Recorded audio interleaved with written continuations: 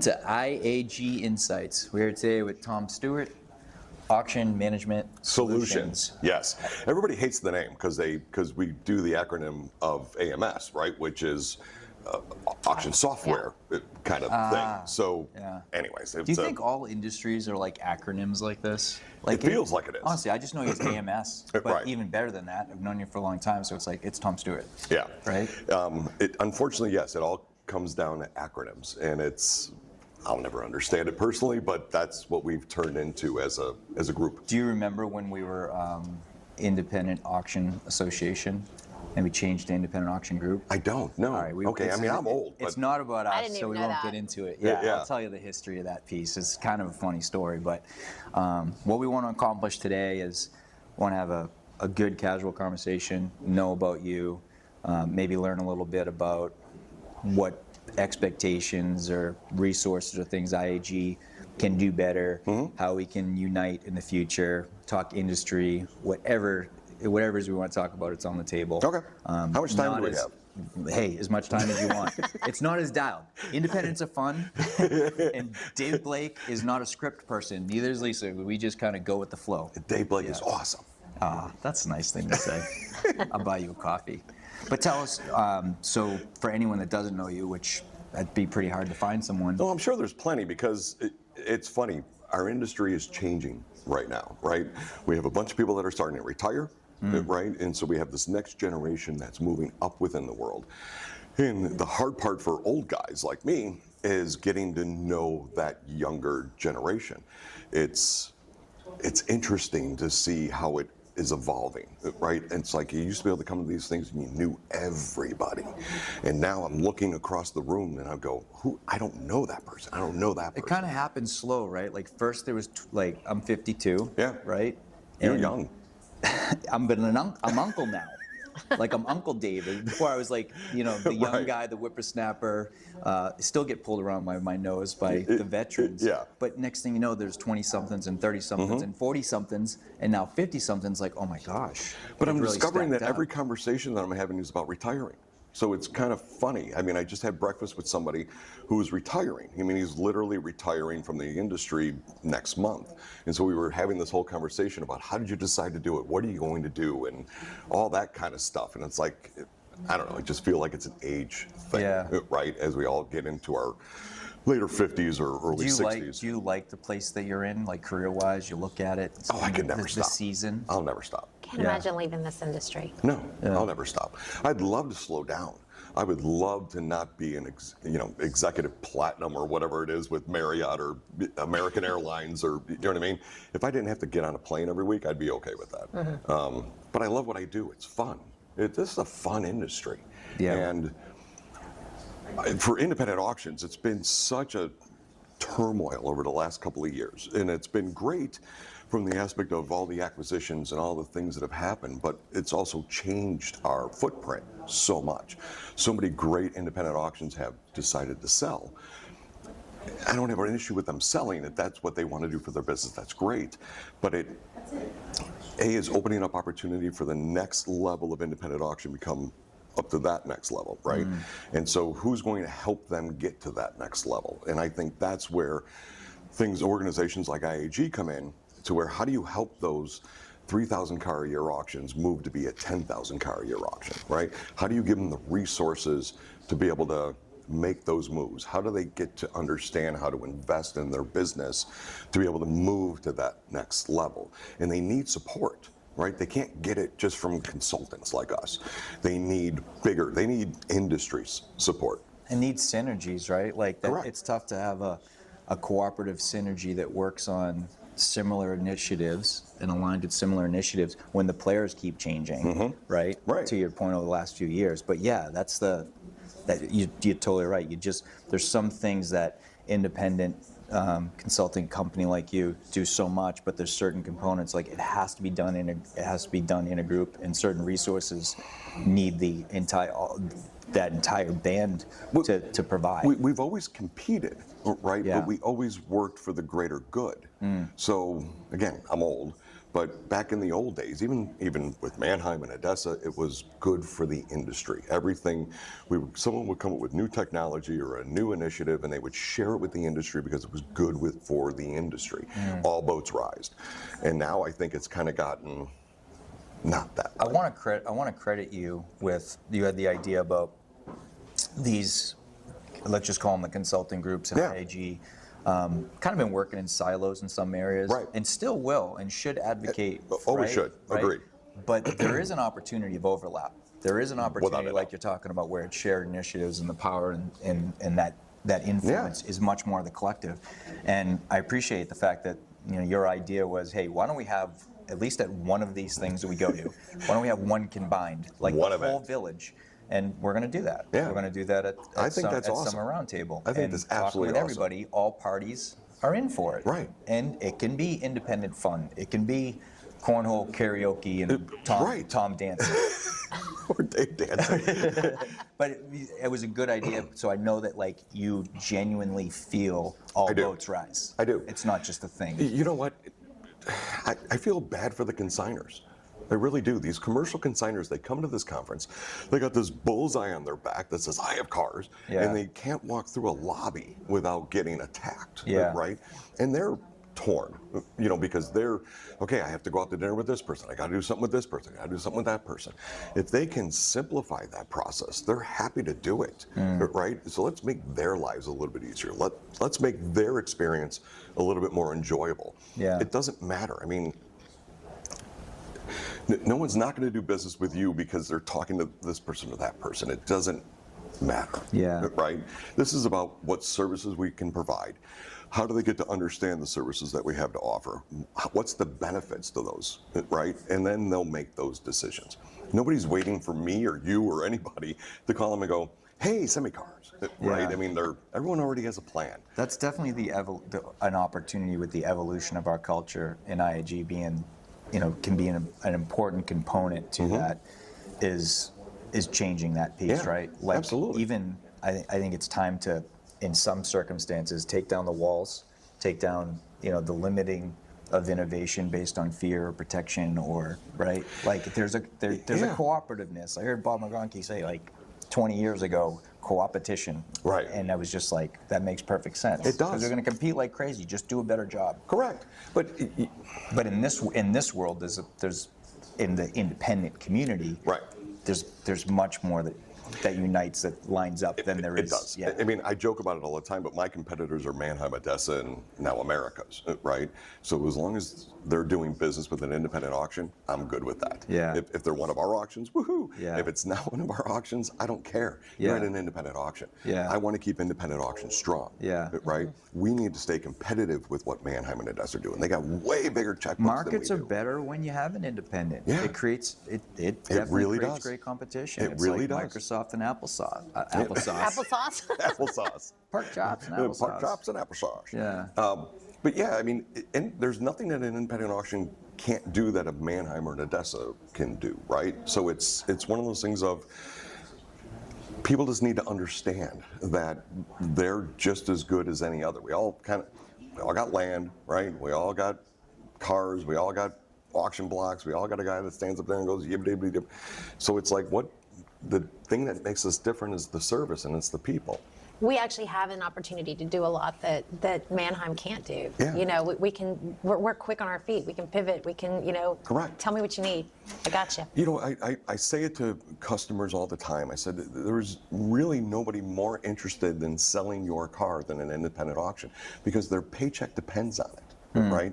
And I'm not discounting Mannheim or Odessa from the aspect, but the GM there gets a paycheck, right? It really doesn't matter if they sell this car or that car, right? It really doesn't impact them. Yeah. But to an independent auction owner, Oh, yeah. that's how we make our money. Yeah. We don't make any money unless we We're sell the spit car. shining those cars Yeah, before they run. it's the single, to your points, like the single point of service, right? There may be a couple different ways that you do it, digitally, in lane, but you don't have these ancillary businesses in this, Correct. There's different components to that. It's like, this is what we do. Our business is selling cars. Yeah. And we typically only do it one day a week, typically, right? So all the other days, we're just spending money. So how do you make it work? I love this conversation because it's easy, which is exactly why we just never have a script and don't need questions, because everybody that we talk to just loves to talk. Yeah. But can you take a minute just to share, if you want the elevator component, but just, Tom Stewart, for people that don't know you, how you kind of landed here, and then even when you get to the point of here, then look, it's like, what do you think about for the next 10 years? You said you don't want to stop, but where'd you kind of start? Oh my God! So In a basket, floating in a river, or what? So when I was born, no. So I got into this business on the banking side. So I come out of auto finance. So, and back in the 90s, I was working for Anglo-American Auto Auctions. And Anglo-American Auto Auctions had a repossession division, so it was called AA Collateral. And they decided they were going to put repossessors at every one of their auctions, okay? And I had the pleasure of running their national repossession division. It was actually based here in San Diego. Nice. And we did repos, and so it was they decided, hey, if we repossess the car and it's at our auction, then we can sell the car. And that just kind of evolved through going into working at auction. Then I got into finance, and then I worked for Mitsubishi Motors Credit, and then I became the head of remarketing for KeyBank, which is an Ohio-based company that doesn't even have an auto portfolio anymore. But I did that for a handful of years, and then I got into consulting. So. And I've been doing consulting for 25 so years. If you think consulting in the independent community, your name is, Well, that's still good. I mean, Yeah. I'm glad that There's a they few still people like you my think, name. But there's a few people you think about and you associate you. You know what? I have this odd passion for auctions. I just do. You can tell. And I just want to, it makes me feel good when I see them grow, right? When I see them succeed, when I see them compete. And so I've always had this passion is to continue to help them do that. And so that's our focus. When I started my company in 2015, we wanted to take a very different approach than what I was doing before. What year was it? 2015. Wow. So 10 years Time I've really been doing this. rolls. Okay. In my previous life, a lot of what we did was more connecting dots, right? It would be great to introduce Dave to the head of remarketing of whomever. Yeah. But I decided I really wanted to help the auctions. Yeah. So I created a business that we don't just work with them on sales. We work with them on marketing. We work with them on process and operations and the entire aspect of it. I want to help an auction be profitable, not just sell more cars. Popular, yeah. Right? Yeah. So I would rather have every auction run 300 cars and sell 290. You know what I mean? Yeah. How do we do that? Yeah. Right? Yeah. Thank you. And so to me, it's not about just hanging banners. It's not just about, okay, who do we sell for? I just want to help them be as successful as I possibly can, because if they're successful, then I'm successful. So I want to help independent auctions grow their business. It's not always about just selling more cars or getting more cars. It should be about how you're working your business. And so we always try to kind of back into that aspect of their business. Well, it makes perfect sense how you ended up with, Cynthia as a part of that team. Yeah. I mean, you want to talk about passion and Oh my God, really right? having ideas and pushing. Thank you so much for the time that Yeah, we she have to can- talk she can about that, spend by the with way, us. because she's putting way too many hours into it. Yeah, we'll cut that part. But yeah, I mean, Yeah. she's just as passionate as I am. And Scott tell. Keener, our other business partner, he worked for Manheim for 20 some odd years and ran big auctions. And so he equally has that passion. But again, the focus is on being profitable, right? We know how to make an auction profitable if you just let us help you do it. But it's so, again, you guys are independent auctions, so you understand this. And sometimes it's hard when you have Aunt Susie that does this over here, and you got, your cousin that's over here, and you got your kid that's over here, and mom and dad are over there, and it's a family dynamic, which is politics. which is sometimes difficult. There's some things, it's interesting because we have conversations about surveys, which is always it's like, it's like getting another sign at the auction, right? Like we need a sign for that. It's like we have so many signs, it's getting people to read them, right? And surveys is pretty similar. It's like getting people to actually fill it out, right? But it seems like one of those things that you can get information back as we've moved through this and call it IAG 2.0. Listening to people like yourself and listening to auctions for a long time, there's a list of things that just feel like they'd really be important to focus on, and I think more will develop. That's what's starting to happen now. But when we think about the relevancy of the independents and the evolution of them, I have my own ideas. What types of things do you think that independents should be doing? Maybe not just it could be within their operation, within their single unit, but to stay competitive in this evolving market. They have to keep reinvesting. Okay, I know it's expensive and technology costs a bunch of money, but they have to keep moving forward. They have to reinvest into their business. They can't just keep doing the same old. They have to start doing outside the gate. They have to embrace online. I mean, so many independent auctions are just, well, no, we sell cars in the lane. There's a whole big world out there. Yeah, I remember simulcast being introduced and auctions saying, well, we're going to offer it because commercial wants it, but we're not really going to. We're not really going to do it, right? And I wonder, I think that's changed quite a bit. Oh yeah. But to have a really good program where it's like, hey, we're simulcast, someone answers the phone, you know how to work with that customer, you evolve, and that when we talk about digital strategy, my gosh, that's on the beginning stage. Yeah. That's been around for what, 15, Yeah, 20 years now? Right. And so when you talk outside the gate, there is a cultural, philosophical shift that needs to take place within the organization. There really is. It's important. And so many independent. Oh, there we go. Okay, there we go. All right. Well, that's just rude. I mean, there's so many independent auctions that just really, do we sell cars, outside of the gate? Do we post cars online? Yeah, we do, but we really don't. They don't have a dedicated person to it. Yeah. And if you don't have dedicated people to an outside the gate program, you're just not doing it. You're missing giant amount of opportunity. I think there's some false, some false beliefs, some truth, like conversion, right? Like you just take everything that's a no sale and you just upload it. You can think of the result, but if you point it and target it and build it like you build the lanes, correct, make selections, it really is a great on ramp. It's a great off ramp. It's a great alternative, selection. But it needs to be managed that way. You wouldn't throw your deal of trades in the middle of all your commercial repos, right? So there's independents, and they're different for different makeup for every market, every auction. They don't do enough marketing. They don't do enough target marketing. They don't go talk to their customers, right? I mean, we preach it to them about having business conversations with their customers. This is a business relationship. These are dealers. They understand business. They're self-employed. Right, so they understand the aspect of it. And if you got a guy who's only selling 30% in your lanes, he's just costing you money. So go have a business conversation with them so you can move that needle.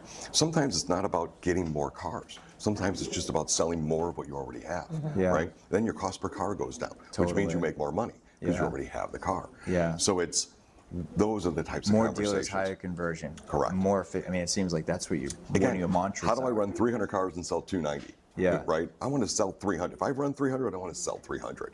So I don't care if that's 300, 500, 700, pick the number. Because the other side of that conversion is opportunity. Correct. Right? Right. 65% sale, you know what? 35% opportunity.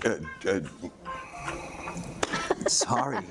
I wish I put it by. I never get this many phone calls. You're so popular. These are the only people I know.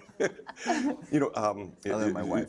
Jeff Barber said this years ago, and he says, the boys go where the girls are. So all you have to do is tell the boys where the girls are, and they will go. That's the marketing behind the business, right? If you just tell them where it is, they will come. And if they know they can sell their car, get all the money for it, they'll bring you more the next week, and repeat and repeat and repeat. We do this. We don't need any practice. We have 52 sales a year, right? I mean, we do this week in and week out for years and years and years. We know what we're doing.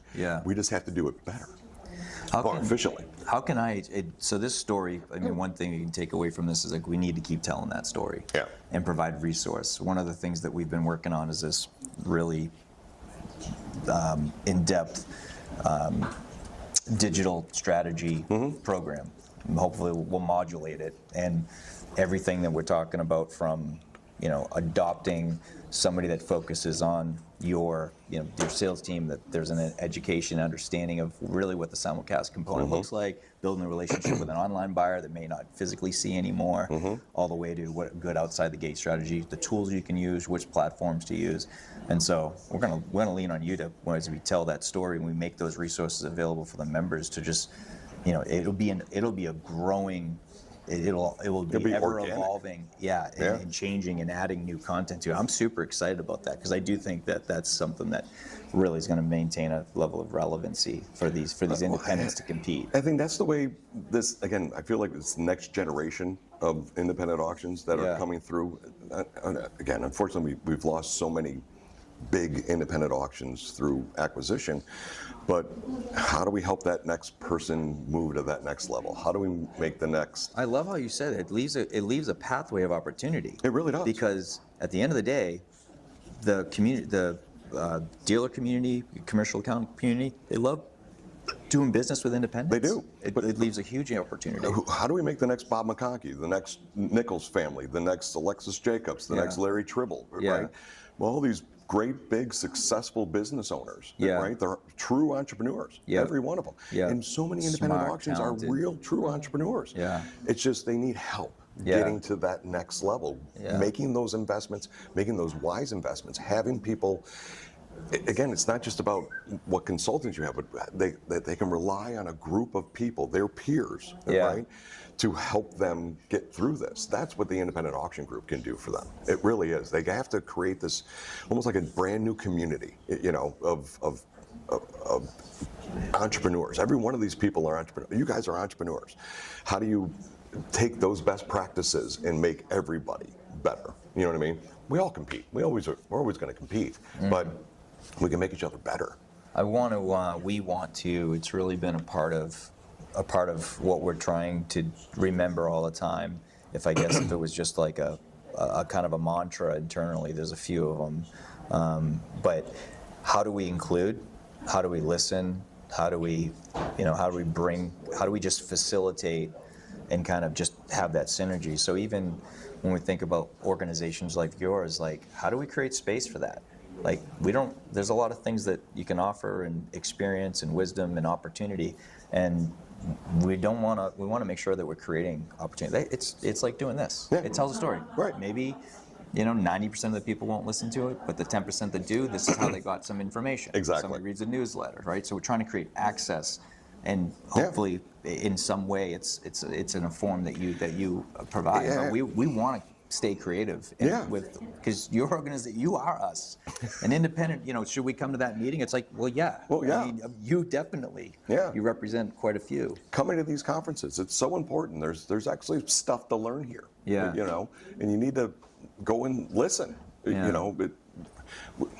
We put these things together for a reason, and it's not just. I know they're expensive. It's expensive to register and fly here and hotels and all the other, but there really is some really great content in these conferences. So I think people need to get more out of that.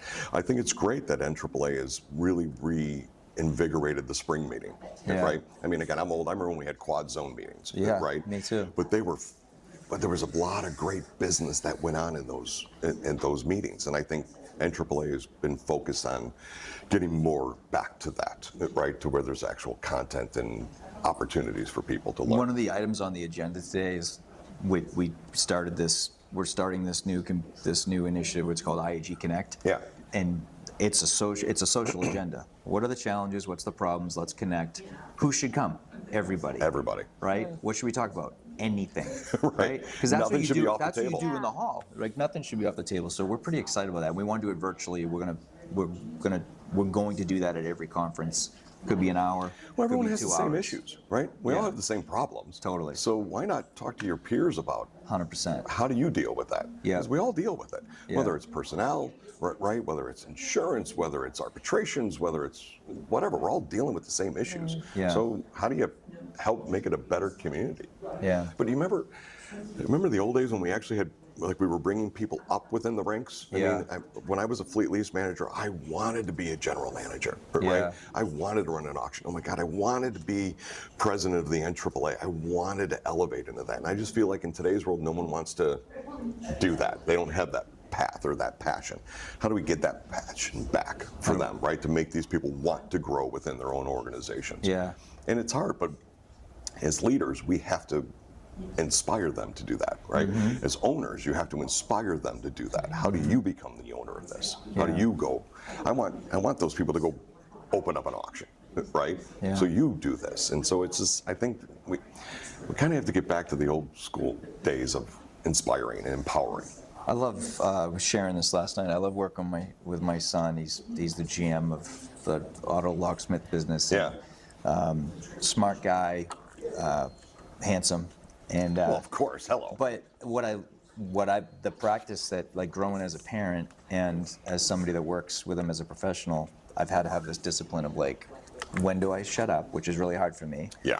And there's so many good ideas, and there's a different perspective, and I think that's a good practice. Like, there is wisdom in all of the things you're sharing and how we got here and how we landed, and history is important. And also some of those ideas and the mistakes and the tuition that we pay to do things, but it's also really important to, like, get out of the way and actively listen to some of the different ideas, because there's some fresh perspectives. I'm meeting just a ton of next generation that have some good ideas that look at some things and go, why do we do it like that? It's like, I don't know. It actually doesn't make any sense. That's the way we've always done But what kind of idea do you have? Right, You know what exactly. I mean? Yeah. And I think it's cool when you see second, third, fourth generation auction people coming through. I think that's kind of neat. Yeah. It's a little scary, but it's kind of neat. Yeah. Well, we have to bring this to a point of center and ending. How do we end this? We're gonna figure it out right now. Okay, right now. Okay. Is there anything that you have? I mean, this is really off subject, but we kind of wanted to tie this into all of our little interviews. Is what was the first concert you ever went to? Oh my God. That's a really good question. I think it was a Journey concert, actually, like back in the 80s, it would have been, or that's not true. My first concert was Genesis. Oh, wow. A Genesis concert when Phil Collins was still with Genesis. Yeah. And it was a last minute thing. I walked up to the stadium like the day of the concert to ask it, went to the ticket box and asked if they had any tickets available. I got on the floor, aisle 15 rows from the stage, like the day of. It was the best concert ever. You know what I mean? So yeah, that was my. I always love that question. Thank you for bringing that, because I totally just go It's in a always a different little world. surprising. So. Yeah. But everyone's gonna have that answer. Yeah. Right? Everyone's gonna have that answer. Yeah. It's so cool. Anything you want to deliver, message-wise, closing this up? Your hopes, wisdom. Independent auctions just need to reinvest into their businesses, and they really. I know it's hard. It's not easy, but it will pay a dividend if you do it and embrace the interweb. I mean, I know we all wish that they would pass a law that says we can't sell cars on the internet, but that's never going to happen. So you better embrace it. And selling cars upstream and online and outside the gate, that's kind of the future. It's a great business, and there's plenty of ways to make money doing it. So There's a lot of things I love about you. We have a good friendship, and you're always open. we've been doing this for a long time. Yeah. It's funny how time goes by. Always approachable. If anyone does want to get approach, just give yourself a plug with the organization. Oh my Someone God, does no. want to contact you. Seriously, someone might go, hey, I really want to talk to Tom Stewart. Hey, Just LinkedIn search you. just search me on LinkedIn, or call Cynthia Meyer.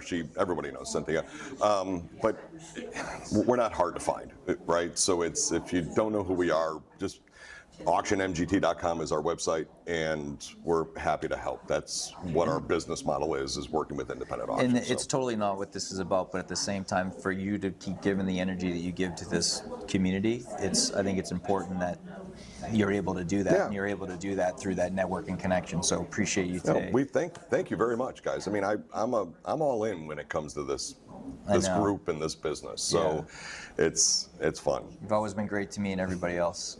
I love you. Thank you. Thank you so much. I appreciate it. Okay, bye. Thank you, Cynthia. Thank you, Cynthia.